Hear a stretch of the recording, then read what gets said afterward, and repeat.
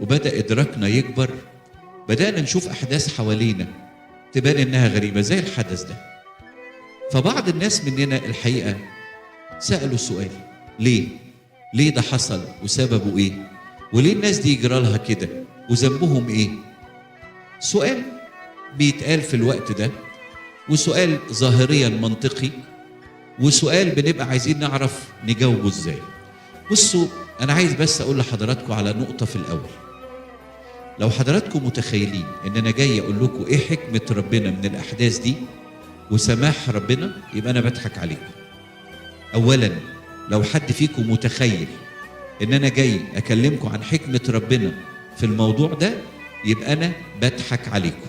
ليه؟ لأنه الكتاب المقدس يقول لكم على لسان ربنا من العهد القديم: كما علت السماء عن الأرض علت طرقي عن طرقكم وأفكاري عن أفكاركم.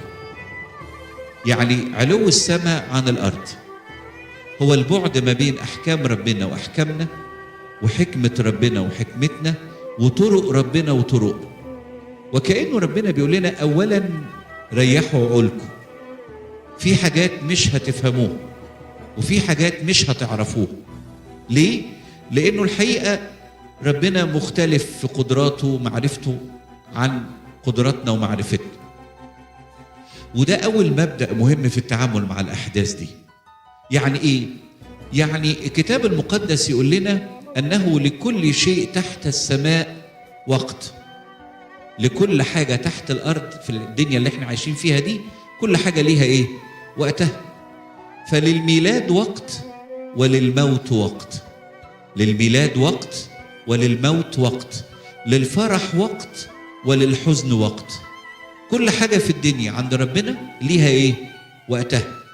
وبالتالي فكرة ليه الناس دول يحصل لهم كده وليه يموتوا أو يستشهدوا هم في القداس وذنبهم إيه؟ ده التوقيت اللي سمح بيه ربنا. طب ليه؟ مش هنعرف. لكن كل أقدر أقوله إن كل الأشياء تعمل معا للخير للذين يحبون الله، وإنه التوقيت ده بالنسبة للناس دي هو أنسب توقيت. أنا فاكر كويس قوي في أحداث كنيسة القديسين أو القديسين في اسكندرية، بعد التفجيرات اللي حصلت رحت مرة هناك وقابلت مجموعة من الأشخاص اللي كانوا قرايب الناس اللي راحت السماء.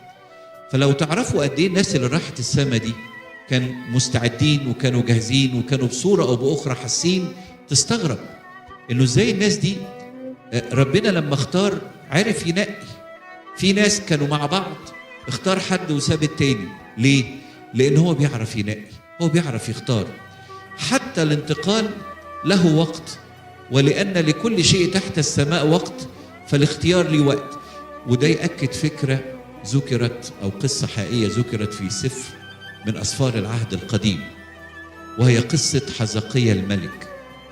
حزقيا الملك ده أحبائي كان ملك يهوذا، وكان ملك بار وصالح، وخلى الشعب يقرب من ربنا وهدم معابد الأوثان واهتم بعبادة ربنا. وجي ربنا في وقت معين بعت له أشعيا النبي وقال له: أشعيا قول لحزقيا كده، أنت هتموت قريب. وهنا حزقيا انهار واكتئب وزعل وقعد يصرخ لربنا يقول له: رب، طب أنا عملت إيه وحش؟ طب أنت عايز تموتني ليه دلوقتي؟ طب أنا لسه بصحتي ولسه. وقدام إصرار حزقيا على إنه ما يموتش، وقدام بكاء حزقيا، وقدام الرسالة اللي ربنا عايز يبعتها لنا من خلال هذه القصة، الله قرر إنه يطول عمر حزقيا 15 سنة، وبعت معجزة عشان توري حزقيا إن هو اللي هيطول له السن. حزقيا كان بيمشي الشمس وراه ظله قدام، لا، المعجزة إن ظله يبقى وراه، يعني يبقى ماشي الشمس في ظهره والظل فين؟ ورا، وكأنه الزمن إيه؟ هيرجع بيه. وعاش حزقيا أسوأ 15 سنة في عمره، أسوأ 15 سنة في عمره، لدرجة عمل حاجات وخرف تخاريف، سامحوني يعني في التعبير ده، كان من ضمنها إنه جاب سفراء بابل وفرجهم على الأواني بتاعت الهيكل، وده خلى نبوخذ نصر وبابل يطمعوا في أورشليم، وده من ضمن أسباب السبي البابلي. وكأنه الرسالة واضحة، إنه ربنا بيقول له أنا كنت واخدك في أفضل إيه؟ وقت. أنت كنت في أفضل وقت وأحسن حالة، ولما طولنا العمر ما فداكش، بالعكس ده العمر ضرك وخلاك تخرف وتتصرف تصرفات غلط وتأذي نفسك وتأذي إيه؟ شعبك. لكل شيء تحت السماء وقت. إحنا صحيح ما عندناش دايما الرؤية الكاملة. يعني ايه ما عندناش دايما الرؤية الكاملة؟ احنا عارفين عن اي بني ادم مننا 60 و70 و80 سنة اللي عيشهم على الارض، لكن الله رؤيته مختلفة، لانه عارف الدنيا هتكمل ازاي. فعارف ان الشخص اللي هياخده ده دلوقتي هو عارف هياخده فين ويفرحه بايه ويعوضه بايه. احنا مش شايفين المشهد ده، احنا كل اللي شايفينه 50 وال20 وال30 وال60 سنة. يبقى أول مبدأ مهم وإحنا بنتكلم عن الموضوع ده، ما نعرفش حكمة ربنا. ليه؟ لأنه كما علت السماء عن الأرض علت طرقي عن طرقكم وأفكاري عن إيه؟ والله شايف المشهد على بعض. تخيلوا معايا رواية كده، قصة فيها 10 شابترز أو 10 فصول. أول 2 شابترز نكد، بس إحنا مش عارفين بقية الشابترز إيه. ياما قصص بتبتدي نكد وبتقلب إيه؟ فرح وخير. ربنا عنده المشهد على بعضه. عشان كده وإن كنا بنشوف ساعات أتعاب وأمراض وناس بتستشهد وناس بتموت وناس صغيرة بتروح السماء فجأة، لكن احنا مش شايفين تكملة المشهد ده. اللي عارف تكملته هو مين؟ هو ربنا. واللي عارف تعويض الناس هو مين؟ ربنا، مش أنا وحضراتكم. نقطة نمرة 2، الله ما ضحكش علينا. واحد يقول لي يعني ايه؟ الحقيقة ربنا ما ضحكش علينا. ربنا قال لنا في العالم سيكون لكم ايه؟ ضيق. ربنا قال لنا كده.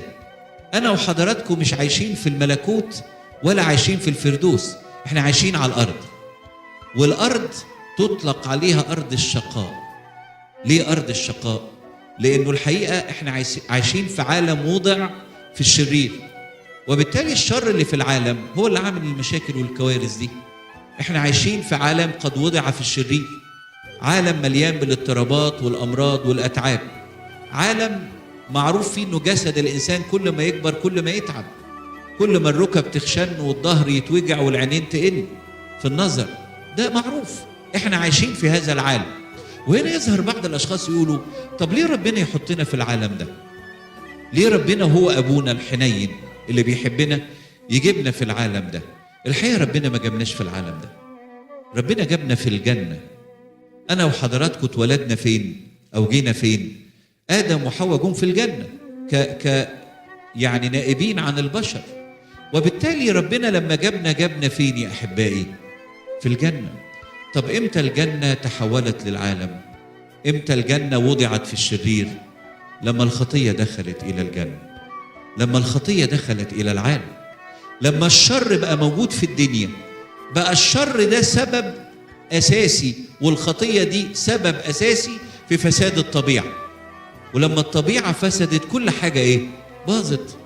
آدم وحواء اللي كانوا بيسموا الحيوانات بأسمائها بقى بيخافوا من الحيوانات دلوقتي، وبقى في حاجة اسمها الحيوانات المفترسة اللي ممكن تاكل البني آدم. آدم وحواء اللي ما كانوش بيتعبوا وكانوا بياكلوا من كل شجر الجنة، دلوقتي عشان ياكل لازم ايه؟ يتعب ويطلع روح ويحس بمجهود. بسبب ايه يا جماعة؟ الخطية والشر. آدم وحواء اللي كان هيعيش في الجنة خالد دلوقتي بيعيش في العالم أنت تراب وإلى التراب ايه؟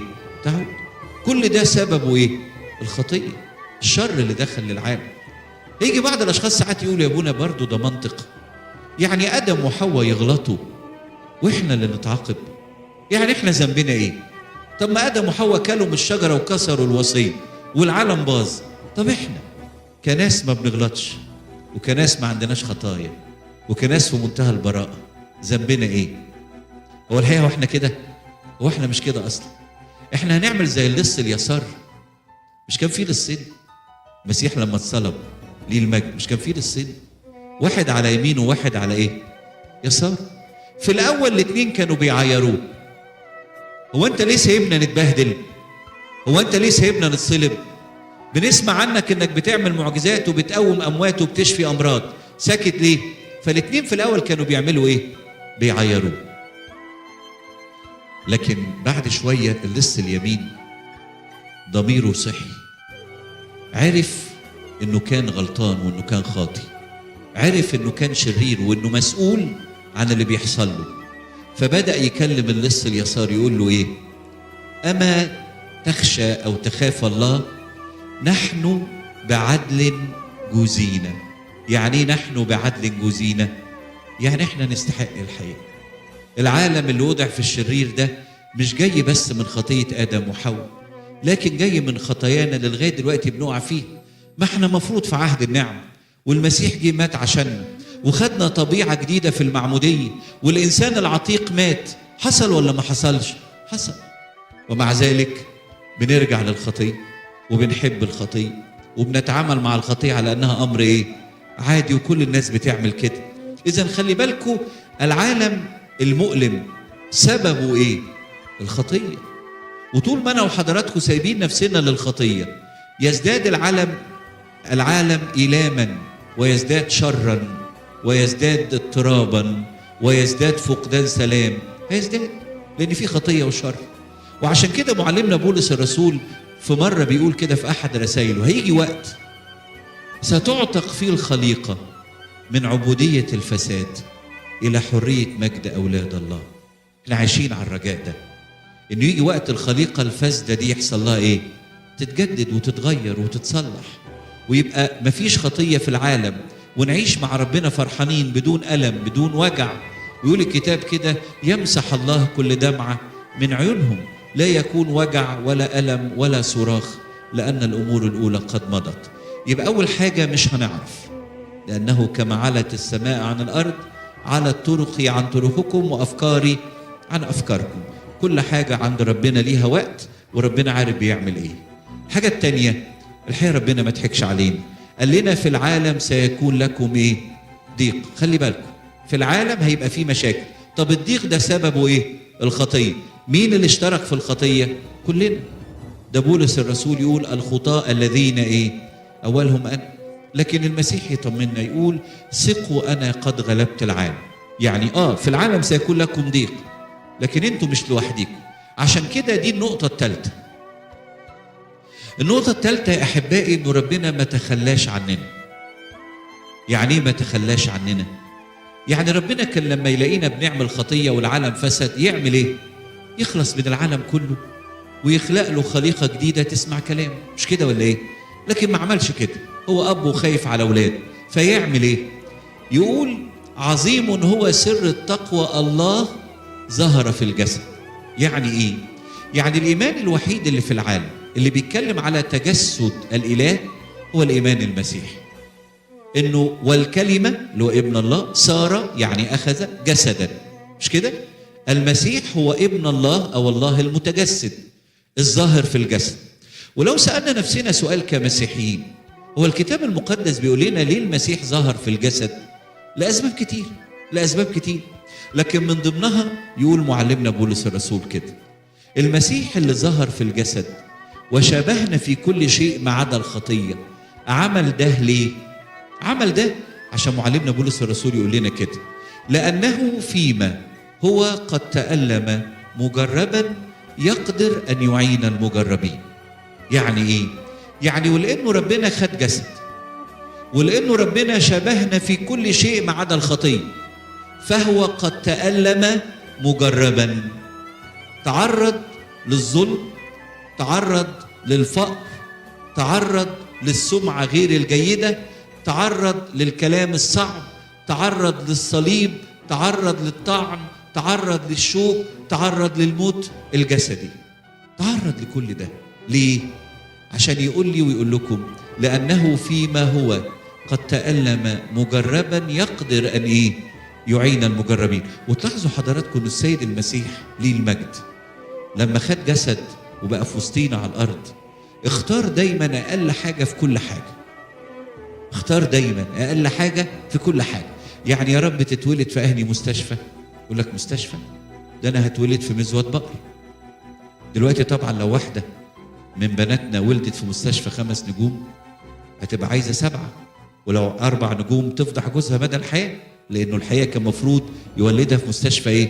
5 نجوم. بينما المسيح اتولد فين؟ مزود بقر. مزود، عارفين يعني ايه مزود بقر؟ طبعا زريبه، يعني تعبير الزريبه ده اللي هو غالبيتنا لا شافها ولا شم ريحتها يعني، لكن اتولد في زريبه. طب يا رب تشتغل ايه؟ صبي نجار. صبي نجار. طب يا رب تنتمي المدينه شكلها ايه؟ ناصره الجليل، مش كده؟ ناصره الجليل ده المكان اللي كان فيه اختلاط بين الامم واليهود، واللي كانوا اليهود يبصوا على المكان ده بتعالي، وده اللي اتقال عنه أمن الناصرة يخرج شيء صالح. وفي حد عدل يطلع من الناصرة؟ والمسيح اللي ظلم ولم يفتح فاه، والمسيح اللي تألم مجربا ليقدر أن يعين المجربين. يبقى المسيح تخلى عننا وقاعد فوق بيتفرج علينا وعلى ألمنا وإحنا مش فارقين معاه؟ الكلام ده مش حقيقي. ده قد تألم مجربا ليقدر أن يعين الإيه؟ المجربين. عشان كده لما أنا وحضراتكم نتعرض لتجارب يقول لنا بمنتهى الثقة: تعالوا إلي يا جميع المتعبين والثقيل الأحمال وأنا إيه؟ تعالى لي بقى، أنا عارف القصة بتمشي إزاي، وعارف أحاسيسك إيه، وعارف الموضوع بيتحل إزاي. تعالى وأنا هتصرف، أنا هديك تعزية، أنا هفرحك، أنا هشفيك، أنا لو خططت خطة تانية غير الشفاء هدي تعزية، أنا هعرف أتصرف. تعالى وأنا أعرف أتصرف. النقطة الرابعة، يبقى النقطة الأولانية ما أبعد أحكامه عن الفحص. النقطة الثانية الخطية واللي عملته فينا كلنا، ولسه لغاية دلوقتي بنتفاوض مع الخطية ومربين معاها الباب وشايفينها مش وحشة قوي، لا هي اللي عاملة الكارثة، وإحنا بتساهلنا وبعدم توبتنا بنزود المشاكل.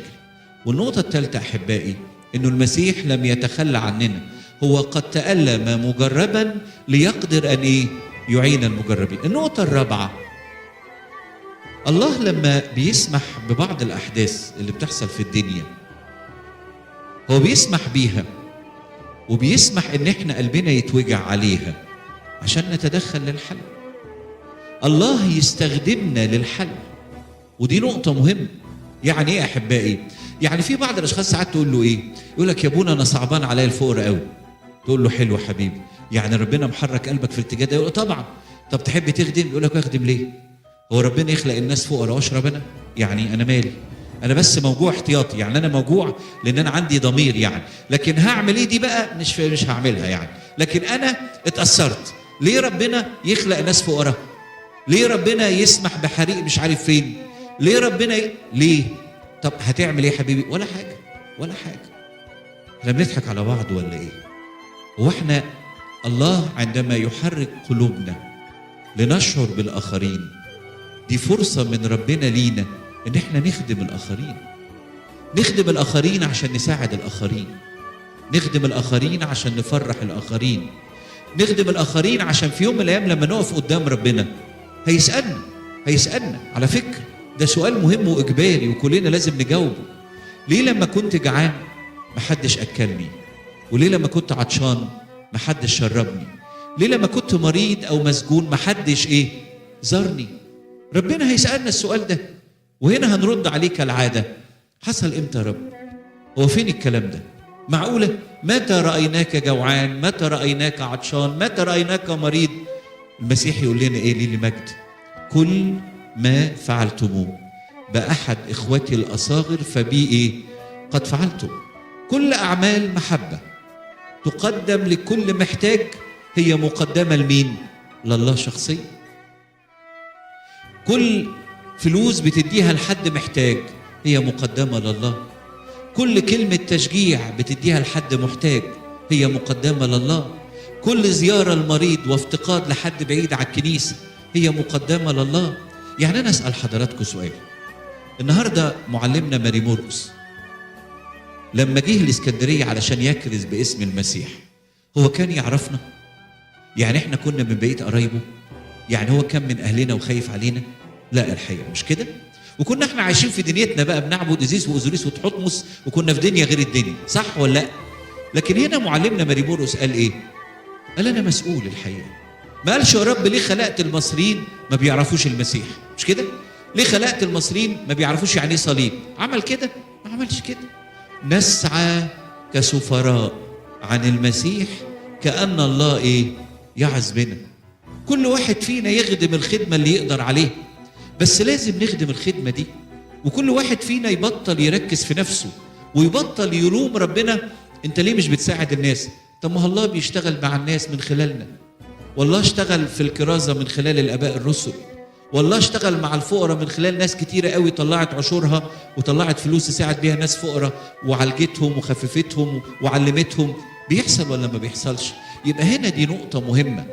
سهل قوي نلوم ربنا على الأحداث، رغم إنه ممكن يكون ربنا بيحرك قلبنا في اتجاه الأحداث عشان نعمل إيه؟ عشان نصلي للناس، نطبطب على الناس، على الأقل ما نقولش كلام بايخ يدين الناس. يعني بعض الناس يقول لك هو حد يعمل الكنيسة بالطريقة؟ يا سيدي اقعد ساكت بقى، اقعد ساكت بقى. أنت عارف ظروفهم المادية إيه، ولا إمكانياتهم، ولا عارف قدراتهم، ولا عارف. أنت هنا عشان عايش في مصر الجديدة، لكن أنت مش عارف ظروفهم، أنت مش عارف هم عرفوا يعملوا المبنى ده بقد إيه عشان تقعد تلوم فيهم، وعندهم شهداء وقديسين وناس راحت السماء، وأنت قال إيه كمان مش عاجبك اللي عملوه. أرجوك اخدم واخرج عن نفسك وساعد اللي حواليك. هتخش السماء بسبب كده، وفي نفس الوقت هتفرح الناس وتحببهم في ربنا. على فكرة احنا ساعات بنتعامل كتير مع ناس موجوعين ونتخيل ان دورنا نقعد ندافع عن ربنا. لا، احنا مش دورنا ندافع عن ربنا، دورنا نقدم لهم محبة، فهم مع الوقت هيعرفوا ان ربنا بيحبهم. احنا مش دورنا نقول لهم ربنا عمل ومات، القصة دي هو مش فاكرها ومش هيفكر فيها وقت وجعه، لكن لما يلاقيني جنبه وبطبطب عليه وبفتقده وبحس بيه وبقول له ربنا يقويك وهصلي لك، ولو في ايدي حاجه ساعده، هيشعر هنا بانه ربنا بيعمل ايه؟ بيطبطب عليه وبيساعده وبيسنده وبيقف معاه وبيبعت له فلان او علان عشان يسندوه ويساعدوه. احنا قلنا كده كم نقطه؟ حد فاكر؟ 4. قلنا اولا كما علت السماء عن الارض. مين اللي شاف المشهد كله؟ الناس دي فرحانه بالسماء، الناس دي متمتعه بالله، الناس دي اتناولت وخارجه من القداس على السماء على طول، لانه بالنسبه لنا وفي ايماننا القداس ده السماء بتتفتح على الارض. فالناس دول ما رجعوش الارض، الناس دول كملوا على السماء. النقطه الثانيه انه الحقيقه الشر والخطيه هو اللي مسبب الالم اللي في العالم، وحريه الاراده اللي استخدمناها غلط هي اللي موصلانا لكده. بناخد قرارات غلط، بنتصرف تصرفات غلط، ساعات بنأذي نفسنا وبنعمل حاجات بايخه الى اخره. والنقطه الثالثه هو قد تألم مجربا ليقدر ان ايه؟ يعين المجربين. والنقطه الرابعه قلبك موجوع اعمل حاجه، ما تقعدش تلوم ربنا وخلاص. قلبك موجوع، ده ربنا اللي بيحرك قلبك، ربنا اللي بيقول لك في ناس محتاجه، زي ما اتقال لمعلمنا بولس الرسول كده اعبر الينا واعن. النقطه الخامسه والاخيره، بص يا ابونا انت نكدت علينا وقلت لنا في العالم سيكون لكم ضيق، قلت لنا من الواقع ان كل واحد فينا وارد يتعرض لمواقف نكبر نعجز نتعب، هنيجي في يوم من الايام نسيب الدنيا كلها. والسؤال بقى هو ليه في ناس لما بتتعرض للمشاكل بتطلع اقوى مما كانت في علاقتها بربنا؟ وده السؤال المهم يا جماعه. وفي ناس تانية اذا تعرضت للمشاكل بتقرر انها تسيب ربنا وتبعد عنه. ليه في كده وفي كده؟ الكتاب المقدس وابائنا يقولوا انه في 3 فروقات بين النوعين دول من الناس. يعني في ناس بعد الحادثه بتاعت يوم الاحد دي قربت اكتر واهتمت تصلي، في ناس تانية قالت فين ربنا، سيبوكوا بقى، ابعد بقى، وربنا ما اشتغلش، وربنا ده مش موجود، وربنا ده ليه ناسه، ولخبطوا جامد. السؤال ايه الفرق بين الناس دول والناس دول؟ الكتاب المقدس يقول في 3 فروقات. كم فرق؟ 3 فروق. الفرق الاول، وده سؤال كلنا محتاجين وانا قبل حضراتكم نرد عليه بجد، هو يا ترى انا في دنيتي وفي حياتي بدون مشاكل وضيقات وبدون ما اتعرض لاي حاجه بايخه، يعني انا كويس ظروفي كويسه والدنيا كويسه، انا مسنود على مين؟ ده سؤال مهم. انا مسنود على مين؟ طبعا السؤال ده لما بيتسال الاجابه السريعه ايه؟ وده سؤال يا ابونا طبعا ربنا يعني ما. طب بلاش نسال السؤال بالطريقه دي، خلينا نساله بطريقه تانية عشان برضو نكشف نفسنا وانا ابريكم. ايه اللي يطمنك اكتر؟ ايه اللي يطمنك اكتر؟ يبقى في جيبك ورقه مكتوب فيها وعد من ربنا لا تخف لاني معك، ولا موجود شيك فيه 10 مليون دولار؟ خلي بالك انا بقول لك دولار ابو 23 جنيه ده او 22. يعني اضرب ال10 في ال23 شوف يطلع كام مليون جنيه. ايه اللي يطمنك اكتر يا حبيبي؟ ايه اللي يطمنك؟ طبعا انا لما قلت الكلام ده في اجتماع الشباب قالوا ما ربنا خلي لنا جيبين. يعني ايه ربنا خلي لنا جيبين؟ يعني هنا في شيك وهنا في ايه؟ يعني ليه بتقفلها كده؟ ما خلي الاثنين موجودين يعني. هو السؤال مش كده، هو السؤال الوعد ولا الشيك؟ ناس كتير قوي هتعيد حساباتها لو فكرنا في السؤال بالطريقه دي. لكن هو السؤال المهم، انت مسنود على مين؟ مسنود دي يعني بصلي، بحضر الكنيسه، بتناول، بتكلم مع ربنا بجد. لما باخد قرار بساله، لما باخد قرار مش بيبقى ضد ارادته وضد تخطيطه، لما بحاول ان انا اغلط بقدم توبه.